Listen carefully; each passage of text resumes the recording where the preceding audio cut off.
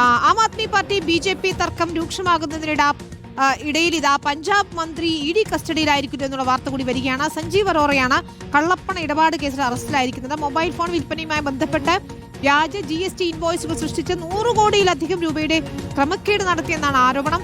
Arrest രാഷ്ട്രീയ പ്രേരിതമാണെന്ന് Aam Aadmi party ആരോപിക്കുന്നു. Vice Abhinand തുടരുന്നുണ്ട് വിശദാംശങ്ങളുമായി ദില്ലിയിൽ നിന്ന്.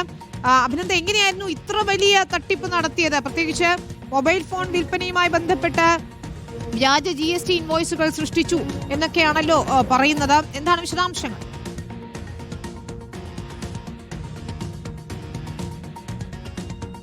വിനീത, കൃത്യമായ തെളിവുകളുടെ അടിസ്ഥാനത്തിലാണ് അറസ്റ്റിലേക്ക് കടന്നതെന്നാണ് ED വൃത്തങ്ങൾ വ്യക്തമാക്കുന്നത്. ഈ ആം ആദ്മി പാർട്ടിയും BJPയും തമ്മിലുള്ള പ്രശ്നങ്ങളൊക്കെ രൂക്ഷമാകുന്നതിന് മുമ്പേ സഞ്ജീവ് അറോറയുടെ വീട്ടിൽ റെയ്ഡുകളൊക്കെ നടന്നിരുന്നു. അത് നമ്മളന്ന് വാർത്ത നൽകിയതാണ്. പഞ്ചാബിലെ ക്യാബിനറ്റിലെ വ്യവസായ മന്ത്രി കൂടിയാണ് സഞ്ജീവ് അറോറ. 100 കോടി രൂപയുടെ വ്യാജ GST ഇൻവോയ്സുകൾ അത് മൊബൈൽ ഫോണുമായിട്ട് ബന്ധപ്പെട്ട് കെട്ടിച്ചമച്ചു എന്ന് ചൂണ്ടിക്കാട്ടി കള്ളപ്പണ ഇടപാടുകൾ അടക്കം നടത്തിയെന്ന ചൂണ്ടിക്കാട്ടിയാണ് ഇപ്പോൾ അറസ്റ്റ് രേഖപ്പെടുത്തിയിരിക്കുന്നത്. അത് കൃത്യമായിട്ട് അതിനെ സാധൂകരിക്കുന്ന ചില തെളിവുകൾ EDക്ക് ലഭിച്ചതായും അവിടെയുള്ള വൃത്തങ്ങൾ വ്യക്തമാക്കുകയാണ്. പക്ഷേ ആം ആദ്മി പാർട്ടിയും BJPയും തമ്മിലുള്ള പ്രശ്നം നമുക്കറിയാവുന്നതാണ്. പഞ്ചാബിൽ ആം ആദ്മി പാർട്ടി സർക്കാരിനെ ഏതെങ്കിലും വിധേന താഴെ ഇറക്കുക എന്ന ലക്ഷ്യത്തോടു കൂടിയിട്ടാണ് BJP മുന്നോട്ട് പോകുന്നത്.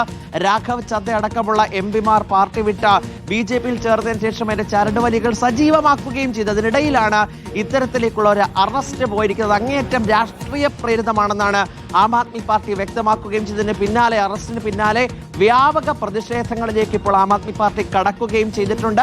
മറ്റൊരു നീക്കം അത് കേന്ദ്ര അന്വേഷണ ഏജൻസികളുടെ ഭാഗത്തു നിന്നും ഉണ്ടാകുന്നു. എന്തൊക്കെ കാണിച്ചാലും മിണ്ടാതിരിക്കില്ല എന്ന നിലപാടാണ് ആം ആദ്മി പാർട്ടിയും മുഖ്യമന്ത്രിയും സ്വീകരിച്ചിരിക്കുന്നത്. വിനീത, ശരി.